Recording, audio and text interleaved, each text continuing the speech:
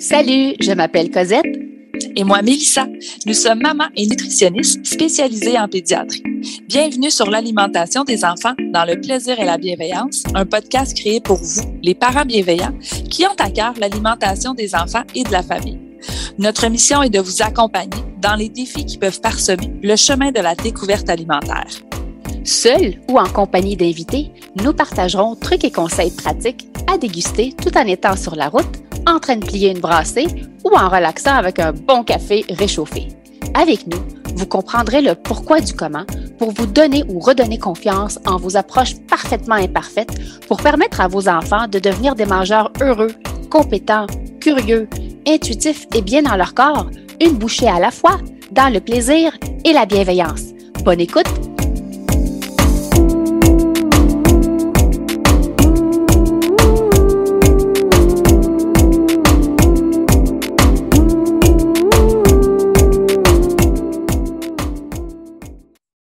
Salut le parent bienveillant et bienvenue au podcast L'alimentation des enfants dans le plaisir et la bienveillance. Vous avez l'option de nous entendre sur votre plateforme d'écoute préférée ou même de nous voir sur la chaîne YouTube des nutritionnistes en pédiatrie. Bonjour Cosette! Bonjour Mélissa et bonjour à vous, chers abonnés, et merci encore une fois pour votre soutien via les notes et les commentaires que vous nous laissez sur notre balado. Cet épisode fait partie d'une série spéciale Cuisine familiale avec Geneviève Ogleman, nutritionniste, pour vous offrir des trucs et astuces en cuisine pour la famille, pour simplifier le quotidien et des conseils pratiques pour toute la famille. Auteure à succès, elle a publié 15 best-sellers depuis 2006. Plusieurs de ses livres ont été primés, mais elle est particulièrement fière de l'ouvrage Les lunchs de Geneviève, écrit en 2012, pour lequel elle a remporté le Gourmand Cookbook Award, meilleur livre santé au Canada. Geneviève, bienvenue encore une fois au balado des nutritionnistes en pédiatrie. Allô, bonjour. Geneviève, on va parler boîte à lunch dans cet épisode. Si on calcule uniquement une année scolaire pour un enfant, c'est à peu près 185 lunchs à préparer. Puis, pour plusieurs familles, c'est beaucoup plus parce que des fois, on a plusieurs enfants. Et en plus, si on doit préparer des lunchs pour nous, les parents, moi, j'arrête de calculer après 185, OK? Dit comme ça, en effet, hein, 180, 360, oui. Ça fait beaucoup de lunch. Oui, beaucoup de lunch. Puis après, il y a les lunchs des fois le week-end parce qu'on a des activités C'est ça, exactement. Il y a des lunchs de camp de jour l'été. Il y a des lunchs... On arrête de compter. Donc, c'est facile. Parfois, des fois, l'originalité va laisser la place à la routine. Donc, des lunchs, puis encore des lunchs. As-tu des conseils pour éviter la monotonie et le flirt avec l'écœurantite aiguë? Ben, mon premier conseil, là, c'est vraiment de ne pas partir en peur. Puis là, je pense que je le dis tout le temps, de ne pas partir en peur, mais c'est que si au mois de septembre, on part l'année gonflée à bloc de motivation, puis on veut faire les plus beaux lunchs du monde, bien, c'est pas réaliste, puis on finit par abandonner. Donc, il ne faut pas s'imposer des œuvres d'art, là, puis il n'y a pas de prix à l'école pour l'enfant qui a le plus beau lunch, là. Fait que, on oublie les petites formes là, amusantes, puis on oublie là, les sandwichs en forme de dinosaure, puis avec les petits bonhommes sourires en légumes. Ça ne marchera pas. Parce que quand on calcule là, de la maternelle jusqu'au secondaire, là, ça en fait des lunchs. Là. Fait que si on veut garder la flamme, on veut garder la motivation, il faut vraiment voir petit, il faut miser sur la simplicité. Puis mon premier conseil, là, c'est vraiment de partir du souper et de penser lunch dès la préparation du souper. Si quand on cuisine notre souper, on pense déjà au lunch du lendemain, bien, on va cuisiner notre souper différemment, on va peut-être couper plus de légumes, on va peut-être faire cuire plus de riz, on va faire peut-être cuire plus de poulet, parce que ça va nous donner des matières premières pour les lunchs. Mais si on pense au lunch juste à 6 heures le matin, là, c'est clair que le lunch va être plate. Parce qu'on est embrouillé, on n'a pas eu notre café, on est encore fatigué, on est à la course, on a tout plein de choses à gérer avec les enfants qui doivent s'habiller, se brosser les dents, déjeuner. C'est pas le moment d'être créatif. Fait qu'il faut vraiment penser au lunch plus tôt, puis d'imbriquer les lunchs dans la préparation des autres repas pour se donner là, de se donner une longueur d'avance puis s'aider un peu. Là. Oui. Puis, lorsqu'on s'inspire des soupers, mettons, je te dis, un enfant n'aime pas les repas chauds. Mm-hmm. Quel est ton conseil pour, tu sais, puis des fois, certaines écoles n'ont même pas de micro-ondes. Donc, même si je voudrais donner quelque chose à réchauffer, je ne peux pas. Puis souvent, les familles, je pense, en plus avec la COVID, avec tout ce qu'on a vécu, c'est très souvent soit des thermos. Donc, ça aussi, on peut donner les conseils pour vraiment garder la chaleur d'un repas que j'ai décidé de mettre dans un thermos pour les enfants qui aiment les repas chauds. On a beaucoup d'enfants que, bon, ça plaît moins les repas chauds. Ils préfèrent plus ce qui est froid. Est-ce que tu aurais des conseils en lien avec ça? Ben, oui, en fait, plein de conseils parce que de partir du souper de la veille, ça ne veut pas dire de faire des petits plats et de manger des restants. Ça veut dire de penser aux ingrédients de notre repas et d'en faire cuire plus pour faire autre chose avec ça. Exemple, si je fais pour souper du saumon avec du riz et des légumes, ben, je vais faire cuire plus de saumon, je vais faire cuire plus de riz, puis je vais couper plus de légumes. Et au lieu d'avoir comme le souper, c'était du saumon avec du riz et des légumes, ben, le lendemain, je peux faire une salade de riz avec du saumon. Les légumes, au lieu d'être sautés à la poêle, ben là, sont crus et coupés en petits dés. J'ajoute peut-être du maïs surgelé, des épices cajun. Puis là, j'ai une petite salade Tex-Mex au saumon. C'est 2 repas complètement différents, mais faits avec les mêmes ingrédients. Et si mon riz est déjà cuit, puis mon saumon est déjà cuit, ben faire ma salade Tex-Mex, ça va prendre 10 minutes, alors que si je pars de 0, ben là, ça sera pas réaliste de faire une salade Tex-Mex au saumon. Ce genre de réflexe-là, j'essaie de le faire le plus souvent possible. T'sais, quand je fais cuire des poitrines de poulet, puis on en a parlé un peu dans l'épisode sur les soupers, ben, je fais cuire plus de poitrines. Ça me fait des poitrines déjà cuites pour les lunchs que je peux transformer en salade, en sandwich, en bol repas ou juste mettre des lanières de poulet en mode Ikea là, dans la boîte à lunch, donc en pièces détachées là, qu'on peut juste assembler notre lunch. Ben, je vais faire ça avec les pâtes aussi. Si je fais cuire des pâtes, j'en fais cuire plus. Là, je ne vais pas les mélanger avec la sauce. Je vais juste les conserver nature. Puis là, je peux faire une salade de pâtes après. Fait que ce genre de réflexe-là, là, c'est ça qui a sauvé les lunchs de ma fille pendant tout son parcours scolaire. Parce que là, bon, elle est au cégep, là, donc elle fait ses lunchs depuis quelques années, mais pendant toute sa petite enfance, là, de savoir que j'avais déjà dans mon frigo de quoi assembler un lunch rapidement, ça préservait beaucoup ma motivation. Puis, ça rend aussi les enfants plus autonomes parce qu'ils peuvent nous aider, parce que là, on a juste besoin d'aide pour assembler un lunch et non cuisiner un lunch. Donc, vraiment, mon conseil, là, c'est de partir de ce qu'on a dans notre recette du souper, puis de voir quels ingrédients on peut cuisiner ou couper en plus grande quantité pour utiliser autrement dans un lunch différent qui ne va pas goûter les restants du tout. Là. Ça ressemble un petit peu à survivre au souper de soir de semaine. Oui. Donc, jazzer ça différemment dans le lunch. Puis j'adore ce que tu viens de dire. Ils peuvent nous aider. On n'a pas besoin de toaster le pain. C'est vraiment, on prend ce qu'il y a là, puis on change un petit peu la vinaigrette. On change, si j'ai servi des tortillas pour le souper, bien, ça peut être un pain naan, ça peut être un pain pita. Ouais. Donc, on peut, je pense, varier les féculents. Garder la protéine, la présenter différemment. Si c'était cuit, les légumes au souper, puis ça, c'est, je pense, un gros flop avec les enfants. Tu sais, des légumes cuits que j'ai cuits au souper, mettre ça dans les lunchs, c'est pas très intéressant. Le croquant, tu sais, ça a fait son chemin toute l'avant-midi. Il y a certains enfants quittent vers l'école, il est 6h, 6h30, puis ils vont dîner vers 11h30, midi. Donc, un légume cuit le matin, il a été intéressant à l'heure du dîner. As-tu des aliments must à avoir sous la main pour faciliter la préparation des lunchs? Bien, des aliments must. J'en ai plein. Je pense aux œufs. Les œufs, là, on peut cuire les œufs en même temps qu'on cuit les pâtes. Je ne sais pas si vous avez déjà essayé ça. Oui. Quand cuire un œuf là, dur là, pour faire des sandwichs, c'est 10 minutes. Puis les pâtes, souvent, c'est autour de 10 minutes aussi. Ouais. Fait que ce que je fais, c'est quand je fais cuire des pâtes, je vais mettre les œufs pendant les 10 dernières minutes de cuisson des pâtes. Là, j'égoutte les deux en même temps.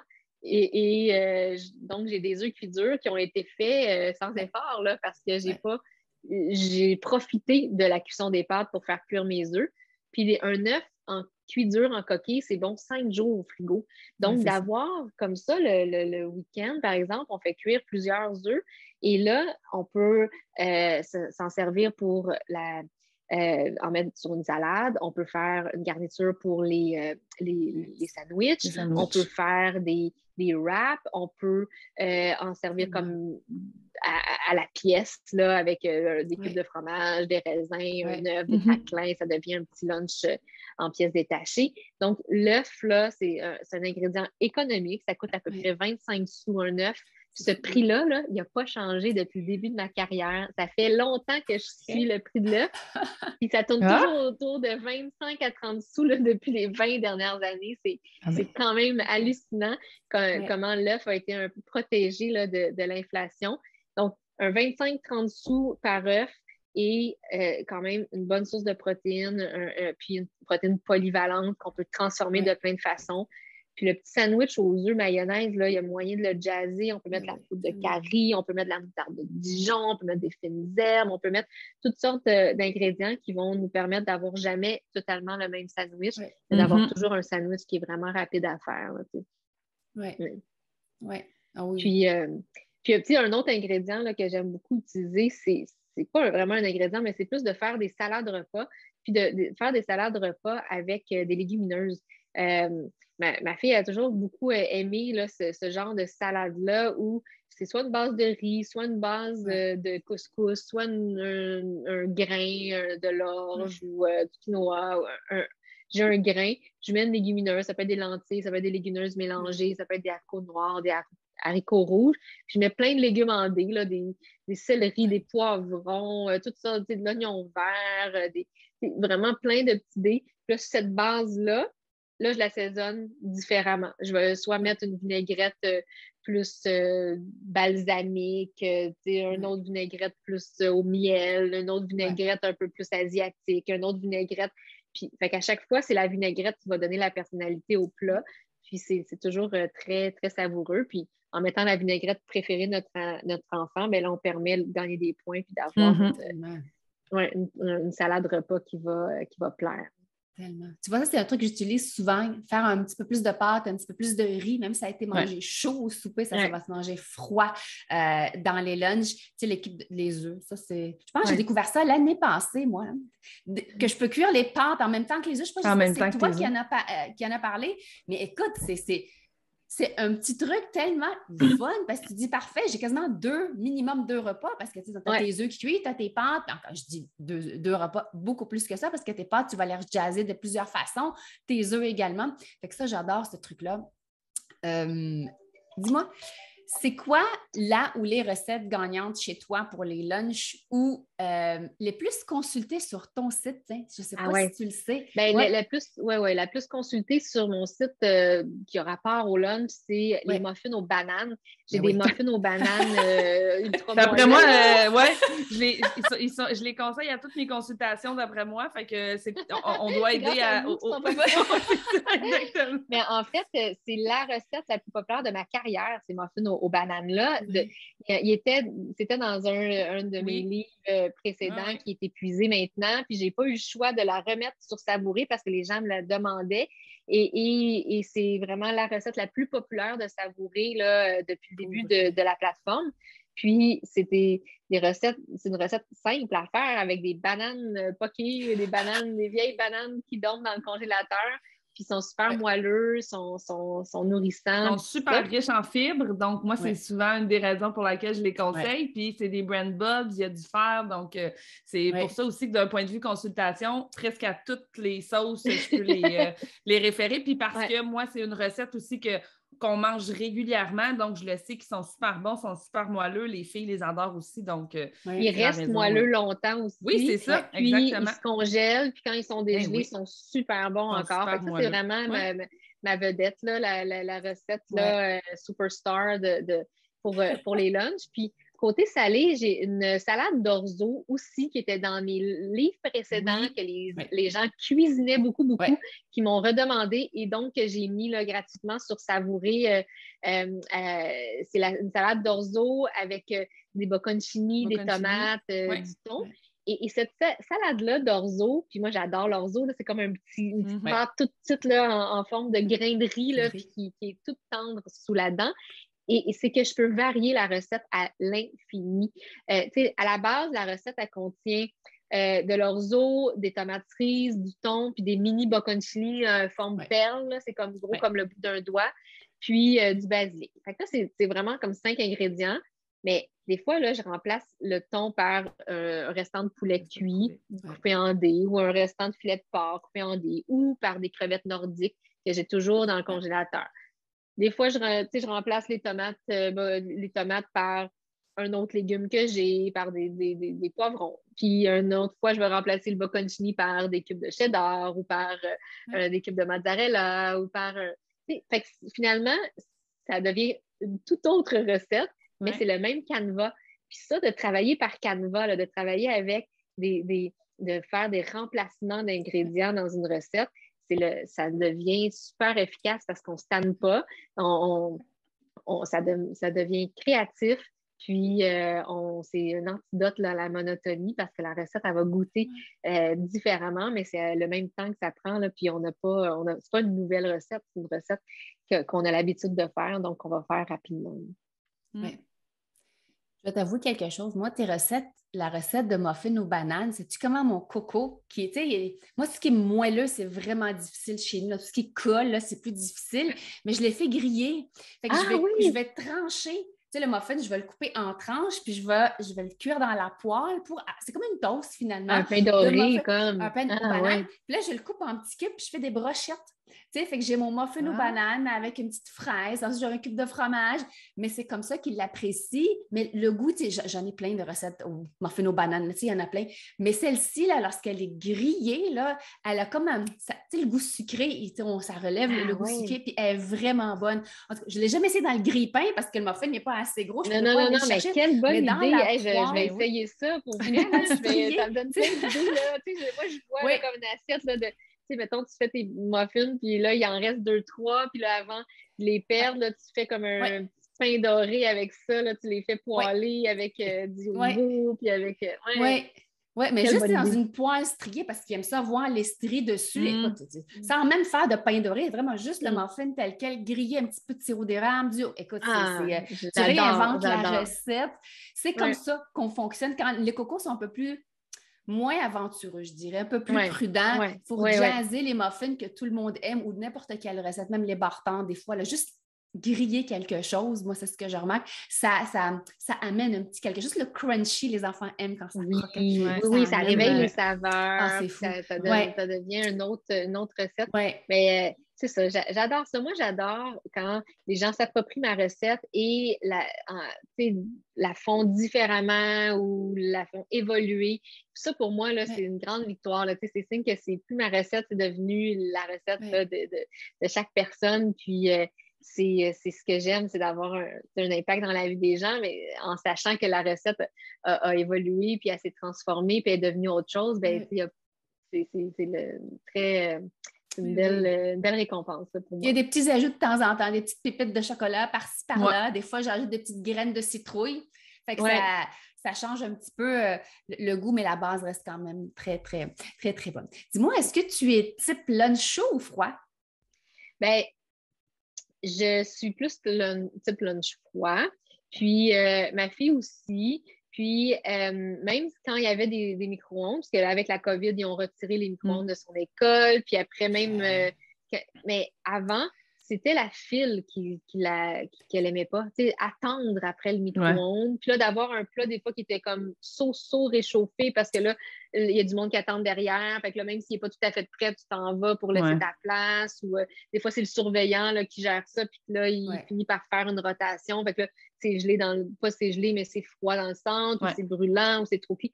Fait que d'avoir une cuisson qui n'était pas optimale, ça c'était pas intéressant, elle aimait pas ça. Puis d'attendre, c'est que là, tu reviens à table, là, tes amis ont tout fini de manger, puis là, toi, tu arrives, puis tu as ton plat.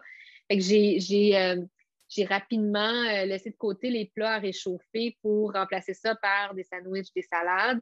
Elle aimait beaucoup plus les salades. Fait que là, je me suis mis à m'éclater puis à m'amuser avec des salades repas, avec des salades de riz, des salades d'orzo, des salades de couscous, avec des saveurs sucrées, salées, avec différentes protéines. J'ai fait vraiment beaucoup, beaucoup de différentes salades avec elle. Puis, c'est juste dans les derniers temps qu'elle a aimé le thermos. Parce qu'avant, elle n'aimait pas ça. Puis là, à un moment donné, j'ai comme réussi. Je ne sais pas de quelle façon. Je pense que c'est quand on est allé à un moment donné skier. Puis là, pendant la pandémie, il y a eu les chalets de ski qui étaient fermés. Fait qu'on n'avait pas le choix d'emporter un lunch en ski, mais pas un lunch froid parce que dans l'auto, ça gelait. Fait qu'il fallait emporter un lunch chaud. Puis là, on avait apporté un chili dans un thermos, puis là, elle a aimé ça. Puis là, finalement, on a commencé par le chili, qui a été un plat de thermos pour l'école. Puis après, le chili, les pâtes, les soupes repas, les choses comme ça. Ouais. C'est tout ce que je retiens, moi. Durant une activité de ski, elle a découvert qu'elle aimait le thermos. Je pense aussi que le contexte fait en sorte que c'est dans le plaisir. Je n'étais pas obligée, je n'étais pas... C'était pas à l'école, j'étais obligée de le manger, mais je pense aussi que le contexte peut faire en sorte que ces petits... C'était un souvenir heureux, c'était une belle activité, il faisait beau, on a eu du plaisir. Puis là, on avait tous des thermos aussi, fait que c'était pas comme elle qui part avec son thermos à l'école. Moi aussi, j'avais un thermos. On était tous avec notre thermos, puis là, j'avais apporté des croustilles de maïs, fait que ça c'est devenu comme... une fête plus qu'une punition. Puis après, elle ne voyait pas le thermos de la même façon. Fait que c'était rendu comme un allié. Là. Ouais. D'après toi, quelles sont les recettes qui se prêtent bien au thermos? Est-ce que tu penses qu'un pâté chinois, parce que tu sais, on fait des essais, on achète plein de thermos et tout, malgré qu'on a mis de l'eau bouillante dans le thermos, on a gardé un bon 10 minutes avant de faire le transfert du repas que j'ai réchauffé. Est-ce qu'il y a des repas qui se prêtent mieux au thermos et d'autres moins? Bien, tout ce qui est en sauce se prête mieux au thermos parce que la chaleur va se répartir plus facilement que ce qui est un peu sec. Tu sais, si on regarde un riz frit, par exemple, c'est comme tous des éléments séparés, il n'y a pas de conducteur, là, ça va moins bien réagir au thermos que quelque chose qui est en sauce, comme un plat de pâtes, un chili, un curry, un mijoté, tout ça, là, ça va vraiment mieux réagir. Et ce qui est déjà cuit longtemps, comme un mijoté ou un curry, va réagir mieux à la surcuisson parce que, veux pas, pour le thermos, il faut surcuire l'aliment pour qu'il soit brûlant au moment de le mettre dans le thermos, trop chaud pour être mangé, puis qu'ensuite, il refroidit tranquillement pendant l'avant-midi, puis qu'il soit juste parfait à l'heure du repas. Parce que si on le met dans le thermos juste parfait à 6 heures le matin, il va être trop froid rendu à midi. Fait qu'il faut le mettre trop chaud. Mais il y a certaines recettes qui ne vont pas supporter cette double cuisson-là, puis qui vont s'assécher, ou la viande va devenir raide, ou ça va devenir sec. Fait que c'est comme, il faut penser à quel genre de recette peut vraiment supporter ça. Fait que pour moi, là, ça se résume vraiment à les plats en sauce, les caries, les caries à l'indienne, les chilis. Les chilis, après, on peut les varier de plein de façons. Même potages, des fois, les potages, un beau potage nourrissant, un potage avec des haricots blancs mélangés dans le potage, là, broyés dans le potage, fait que ça devient un potage repas. Ou des potages avec des lentilles ou des soupes repas avec des légumineuses dedans. Ou j'avais une autre idée là, qui me venait avec je parlais de curry, je parlais de chili, ah oui, la sauce à spaghetti là, bolognaise, là, mais juste la sauce, pas les pâtes, tu sais. On peut manger juste la sauce à la cuillère avec un pain, par exemple, là. Puis, ou avec des craquelins ou avec un autre. Fait que ça, souvent, là, ma fille, elle aimait ça, juste prendre un bol de sauce quand je faisais la sauce à spaghetti. Puis là, je me disais, tiens, des fois, c'est la pâte qui est trop cuite ou qui va trop absorber la sauce. Mais d'avoir un thermos là, de sauce, c'est comme dans le fond un chili, mais assaisonné à l'italienne plutôt que d'assaisonner à la mexicaine. Fait que c'est quelque chose que j'ai fait, un beau gros bol de sauce avec plein de légumes, puis avec la viande, puis tout ça. Puis là, après, c'était mangé avec un féculent à côté. Là. Ça, je l'ai fait souvent.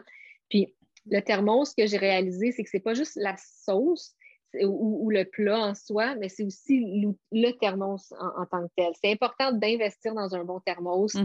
Ça coûte des sous. Si on achète un thermos à 10 là, ça marchera pas. Là. C'est vraiment là, comme un bon 30 que ça coûte. Fait que c'est sûr que ça fait mal là, payer ce prix-là pour un thermos, mais moi, là, je dis, écrivez en gros le nom de votre enfant dessus, au crayon, là, au Sharpie, là, au crayon indélébile ou avec les collants d'identification. Puis, allez pas vers les thermos avec des super-héros que là, l'année prochaine, l'enfant va plus aimer le même super-héros. Là. Non, un thermos de base neutre qui va traverser les années. Puis, quitte à coller des autocollants si notre enfant tient à le personnaliser, mais comme ça, les autocollants se changent pour la saveur du jour, quand les goûts changent. Puis quand les nouveaux super-héros arrivent, on peut repersonnaliser le thermos, mais c'est mieux d'acheter un thermos durable qui va rester, puis qu'avec le nom bien identifié, il ne va pas se perdre. Puis on va le retrouver et ça ne va pas au lave-vaisselle. Ça, je l'ai vraiment expérimenté, même si c'est écrit sur certains qui vont au lave-vaisselle. Le lave-vaisselle va affecter le seau d'étanchéité et ça fait que le thermos va perdre sa capacité de garder la chaleur. Puis j'ai acheté à un moment donné un thermos là, ultra performant, vraiment en acier à double paroi, là, toutes les spécifications, là, puis il tenait la chaleur parfaitement. Puis après quelques usages du lave-vaisselle, il a vraiment perdu, là, on vérifiait avec le thermomètre au bureau, là, on a fait des tests. Et puis, il perdait sa chaleur.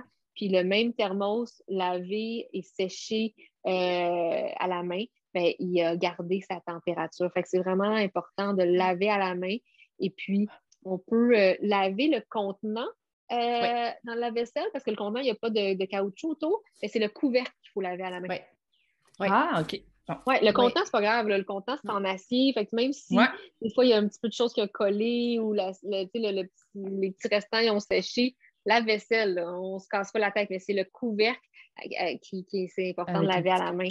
Oui, pour que le caoutchouc demeure bien performant. Fait que c'est un petit détail. Là, des fois, on ne fait pas tout ça, mais c'est ça qui va faire qu'on va garder des bons thermos. Qui va être durable. Oui, c'est ça. Qui va être durable. L'investissement va tenir.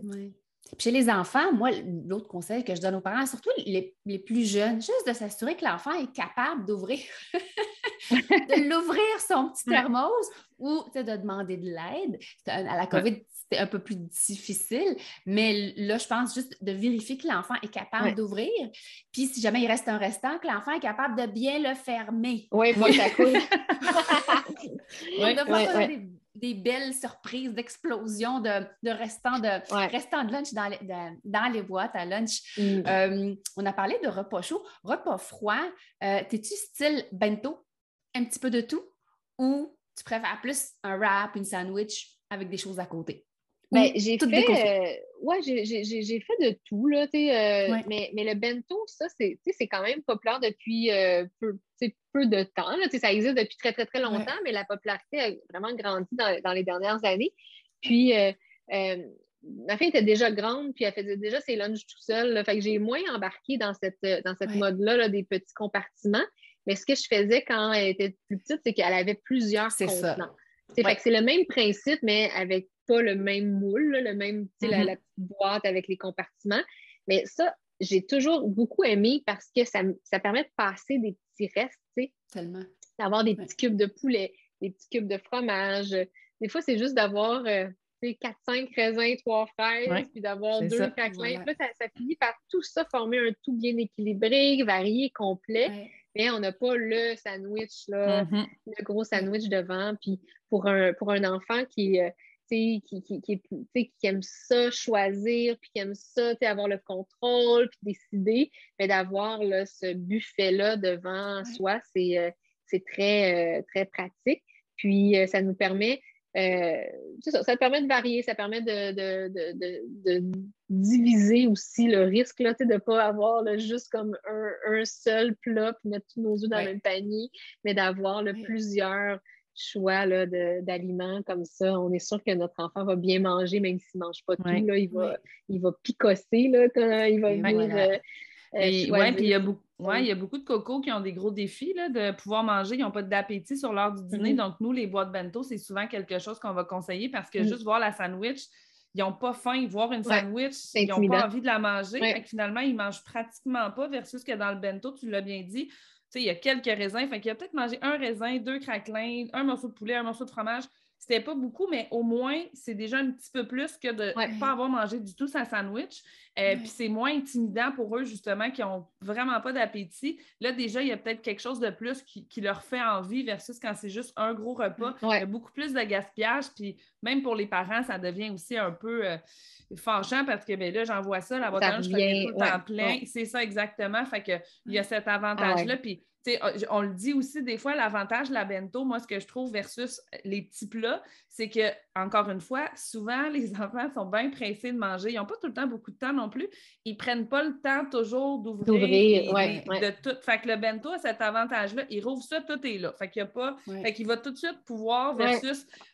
J'ai pas eu le temps de manger ça ou finalement je l'avais pas ouvert, fait que j'avais pas vu que j'avais ça. Fait que c'est là que vous pouvez avoir les deux, là. J'ai l'option bento puis j'ai les petits plats. Fait que surtout quand ils sont plus vieux. C'est ça, quand ils sont plus vieux. Parce que je pense que le bento, c'est vraiment super pour les tout petits, là, pour le primaire, d'avoir cette petite chose clé en main là, puis là, il ouvre, tout est là, c'est prévu, c'est planifié. Alors que les plus vieux, à partir du secondaire, le bento, c'est moins. Mais il y en a qui aiment encore ça, le petit côté apéro sur l'heure du dîner, puis tu sais, c'est une autre façon, mais ça donne des options de plus. Fait que des fois, ça peut être un lunch bento, un lunch sandwich, un lunch thermos. Fait que pendant la semaine, c'est ça permet de varier. Donc, déjà, pour nous, on a l'impression que c'est moins tout le temps le même lunch qui revient. Ah oui, puis là, maintenant, là, moi, il y a tellement des belles boîtes à lunch bento, pas très dispendieuses, là, des petits plats à compartiment là, que ça n'existait pas là, quand ma fille était toute petite. Là, maintenant, on trouve ça même dans les supermarchés. Là, il y a des sections avec des plats puis des trucs pour cuisiner, puis on trouve là, des belles versions pas chères. Absolument. Ça permet de déconstruire le sandwich puis d'avoir des éléments différents. Puis je trouve que c'est une super belle, une belle façon de varier les lunchs. De présenter différemment, puis ça fait moins de vaisselle, tu as moins de petits plats, moins de moins de risques que le plat moins revient de place pas. dans le lave-vaisselle. Moi, quand j'essaye les deux, c'est que souvent, il y a un plat qui il s'est ramassé dans la boîte à lunch de la vie parce qu'il y a le même s'il y a le nom dessus. Puis ça fait juste un petit peu moins de vaisselle. Tout est dedans. Puis tu vois, maintenant, je pense les bento, là, j'en ai vu un, ils sont en stainless, c'est pour version un peu plus ado, plus vieux. Là, c'est large, beaucoup plus grand, donc pas de plastique, plus en stainless. Donc, il y en a, je pense, pour tous les goûts, parce que je pense qu'on a vu l'engouement de cette approche-là, surtout auprès des cocos. Même les adultes, je vous dirais, c'est comme tu le dis, on le faisait, mais séparé dans différents petits plats. Moi, mon plus jeune, quand je le faisais, c'est qu'il ne se rendait pas, genre, en bas de la boîte à lunch où j'avais mis quelque chose. Fait que là, il ne se rendait pas parce qu'il n'y avait pas le temps d'ouvrir, de manger, de fermer. C'est ça. Versus quand il ouvre. Fait qu'on y trouve notre compte, puis c'est d'avoir, je pense, plusieurs options. De présenter le repas de manière différente. Oui, c'est de ne pas s'user parce que si on mange, mettons que notre enfant aime ça, le sandwich au jambon, parfait, mais quand ça fait 200 fois que le sandwich au jambon revient dans la boîte à lunch, là, 200 fois, là, c'est juste une année scolaire. Là, imaginez, rendu en 6e année, là, mettons que le sandwich au jambon est un petit peu moins attirant rendu là. Fait que c'est de varier, d'intercaler, de changer les modes, changer la préparation, la présentation, et c'est ça qui fait qu'on garde la flamme, puis qu'on a le goût de manger un lunch, puis on est excité, puis on est curieux, puis qu'on a hâte d'ouvrir. Puis, si je peux ajouter un petit commentaire aussi, c'est il n'y a pas juste les aliments, il y a les petites attentions, d'avoir un petit message, d'avoir une petite surprise, un petit quelque chose. ça aussi, des fois, ça fait juste comme, ouh, ça fait sa on journée. est content. Ça fait la journée d'annoncer une permission spéciale via la boîte à lunch, de laisser un petit message ou de féliciter ou d'encourager ou on sait que notre enfant, il y a un examen ou il y a une petite présentation orale, tu sais, de venir utiliser la boîte à lunch comme véhicule pour connecter. Oui, connecter. Ouais. Oui, c'est ça. Ouais. Une photo vraiment... aussi. Moi, je mettais des photos un certain temps dans la boîte à lunch. Des petites blagues, des petites choses. Tu sais, c'est que autant qu'on va dire que le repas du soir est important pour connecter avec notre enfant, mais le repas du midi peut servir aussi. Mais même si on est à distance, on peut juste comme un petit lâche-pas, un petit. Ça va donner une tape dans le dos. Puis là, finalement, ben, la dose de réconfort est venue par le message, puis là, l'aliment vient appuyer là-dessus. Là. C'est toute une question de comment, je pense. On a réglé qu'est-ce que je mets dans la boîte, mais comment je le présente, comment... c'est juste que l'enfant sente notre présence, même si on n'est pas présent physiquement. Moi, des fois, je vais utiliser juste des petits pics alimentaires, des nouveaux que j'ai cachés, mettons, proche de l'Halloween, c'est sous forme d'araignée, proche de la Saint-Valentin, c'est des petits cœurs, des fois, c'est des petits confettis saupoudrés. Puis là, c'est une surprise parce qu'il ne savait pas. Il prépare sa boîte à lunch, mais le matin, j'ouvre, puis je rajoute une petite touche surprise quand il ouvre la boîte à lunch. Des fois, je ne sais pas si tu connais, on a des crayons alimentaires. Fait que moi, sur les petits craquelins, il y avait un mot caché. Fait j'écrivais une lettre sur chaque petit craquelin, fait qu'il fallait qu'ils reconstruisent à l'heure du lorsqu'ils apprennent en première année, lorsqu'ils apprennent à lire, à reconstruire les lettres pour former un mot. Écoute, moi, il tripait. Il avait hâte d'ouvrir sa boîte à lunch. Donc, c'est ça le défi, que notre enfant ait le goût d'ouvrir la boîte à lunch. Oui, c'est ça. Il y a une composante de jeu, une composante de plaisir, qu'on s'amuse à travers la boîte à lunch. Et puis ça fait la différence autant pour les enfants que pour les adultes. C'est que nous, notre intérêt envers la boîte à lunch demeure bien nourri parce qu'on est excité, on a le goût on a hâte de voir la réaction de notre enfant ou on est fier de notre coup. Fait que ça va dans les deux sens parce que on l'a dit d'entrée de jeu, il y en a beaucoup de lunch à faire dans la vie de notre enfant. Puis ça, ben, il faut qu'on y trouve notre compte, qu'on y trouve notre plaisir. Puis on parle beaucoup des parents et des lunchs. Mais moi, j'ai très tôt impliqué ma fille dans la préparation des lunchs. Puis il n'est jamais trop tôt, puis il n'est jamais trop tard. Dès la maternelle, là, ils peuvent contribuer, mettre les choses dans le sac, choisir est-ce que tu veux une compote de pommes ou une compote de pommes framboises, est-ce que tu veux une pomme ou une poire. Le choix fait partie de la composition de la boîte à lunch. Puis là, après le choix, c'est d'aider à participer, d'aider à refermer les contenants ou d'aider à mettre la petite serviette à main ou de mettre... Ça devient après là, comme une passation de pouvoir qui se fait tranquillement, pas vite. Et l'enfant va peut-être emballer la collation pendant que nous, on fait la salade. Puis après, il va participer à la salade. Puis là, il va faire la salade tout seul pendant que nous, on gère les collations. Puis à un moment donné, c'est là où la magie opère. Puis le lunch se fait tout seul. Mais on ne peut pas penser que, OK, là, maintenant, tu es au secondaire, tu fais ton lunch tout seul. Mais s'il l'a jamais fait tout seul pendant tout son primaire, la marche est beaucoup trop haute. Puis ça ne marchera pas, là. Il faut vraiment que ça soit petit peu par petit peu dès le début du primaire qu'on commence. Puis si on ne l'a pas fait, comme je dis, il n'est jamais trop tard. On commence, mais on commence à la case départ. On commence par le choix des collations et ensuite aider, ensuite partager les tâches.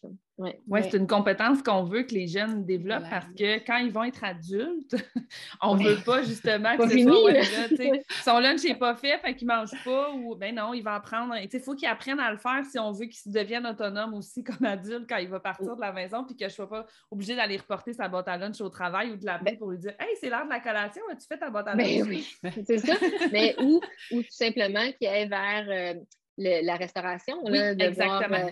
Le restaurant près du travail ou le restaurant près de l'université, parce que là, ça commence à coûter très cher quand on achète toujours nos lunchs. C'est sûr qu'on regarde le nombre de lunchs qu'on fait dans une année, puis on voit le nombre, puis ça nous intimide. Mais faire un lunch, c'est moitié moins cher à peu près que d'acheter un repas tout fait. Ça, c'est minimum. Là, quand on parle d'un repas à bon prix pour le dîner là, dans les menus midi versus un super beau lunch maison, gourmand et varié, on économise moitié prix. Fait qu'imaginez, après une année scolaire, l'argent fois le nombre d'enfants, l'argent qu'on a économisé en faisant un lunch à chaque jour. Oui, exactement. Puis moi, je le vis. Mon plus vieux est rentré au secondaire. Et là, la différence entre le primaire et le secondaire, c'est que maintenant, ils ont une cafétéria et les repas sont faits sur place et les repas sont chauds. Alors, c'est là où ils me demandent 1 à 2 fois est-ce que je peux avoir un repas, mais qui est chaud comme un chili? Ça, ils adorent les chilis. Ils adorent les fettuccini Alfredo. Mais tu sais, c'est chaud. C'est pas réchauffé. Il n'y a pas de micro-ondes. Fait que c'est là où on se dit... D'accord. On fait un compromis, des lunchs, mais tu sais, la différence, je pense au secondaire, certaines écoles, les repas sont faits sur place. Fait que si c'est quelqu'un qui aime manger chaud et non pas réchauffé ni chaud thermos. Ça nous fait des petits congés aussi à nous. Oui, tellement. Après, c'est ça. On est content quand c'est le lunch traiteur ou c'est le lunch cafétéria, mais beaucoup, puis encore une fois, les adultes là, qui se tournent beaucoup vers la restauration rapide, des fois, c'est pas juste pour le plaisir ou c'est juste parce qu'ils n'ont pas pris le temps, ils n'ont pas les compétences non plus, ils ne se sentent pas nécessairement à l'aise, exactement, de le faire. Fait que si on peut leur donner ça, puis si nous, comme parents, on n'a pas cette compétence-là de s'organiser, de planifier, bien là, ça peut être quelque chose de le faire en famille, justement, que ça devienne autant de fun pour vous, puis montrer à votre jeune que c'est le fun, que ce n'est pas une corvée de plus dans votre attitude, puis ça va être gagnant après ça, parce que si, en effet, il mange la cafétéria ou il décide d'aller manger à l'extérieur,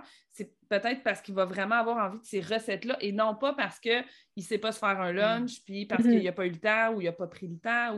Donc, le développement, on en parle tout le temps, mais le développement des compétences, là, ça va permettre aussi qu'une fois adulte, c'est ce qu'ils vont continuer de le faire dans le plaisir, ça ne sera pas une corvée. Oui, tout à fait d'accord. Ouais. Moi, j'aimerais souligner que dans ton livre, les lunchs, c'est pas juste des recettes. Il y a quand même des conseils, des trucs pratico-pratiques, des produits d'épanage. Donc, pour quelqu'un qui ne sait pas par où commencer, je pense que c'est un bon point de départ parce qu'il y a quand même un peu de théorie, un petit peu de trucs et astuces pour quelqu'un qui n'en a jamais fait ou n'a jamais développé cet intérêt-là. Puis là, il regarde un petit peu la facture d'épicerie. Est-ce que ça vaut la peine côté budget? De se lancer, c'est qu'il n'est pas intimidant. Les conseils qui sont là, on voit ça comme une montagne. Puis les recettes qui sont là, je peux tout à fait les faire pour un souper que pour mon lunch. C'est ce que je trouve vraiment le fun dans ce livre-là. Donc, pour les gens qui aimeraient se procurer ton livre, les lunchs ou les autres livres et même consulter tes recettes qui sont disponibles en ligne, on va mettre vraiment tous les liens dans la description du balado. Geneviève, encore une fois, merci tellement pour ta participation pour aider les familles à jazzer les boîtes à lunch. Ça m'a fait plaisir. Alors voilà, j'espère que vous avez aimé cet épisode et si c'est le cas, abonnez-vous à notre balado. Si le cœur vous en dit, vous pouvez nous laisser une note ou un commentaire écrit, car c'est comme ça qu'on peut faire connaître ce podcast à d'autres parents, futurs parents qui gravitent autour de la parentalité en général. Vous pouvez aussi nous écrire en tout temps si vous avez des questions ou des inquiétudes en lien avec l'alimentation de vos enfants. Ce podcast, on l'a créé pour vous et on souhaite du plus profond de notre cœur de maman et de nutritionniste qu'il puisse répondre à vos besoins là, maintenant. En plus, tous les épisodes sont également disponibles sur nos chaînes YouTube. Donc, si vous préférez nous voir parler ou simplement lire les sous-titres, sachez que c'est possible. Merci tellement d'être là. On a déjà hâte au prochain épisode pour continuer de connecter avec vous et de jaser alimentation des enfants dans le plaisir et la bienveillance. Bye Mélissa! Bye Cosette!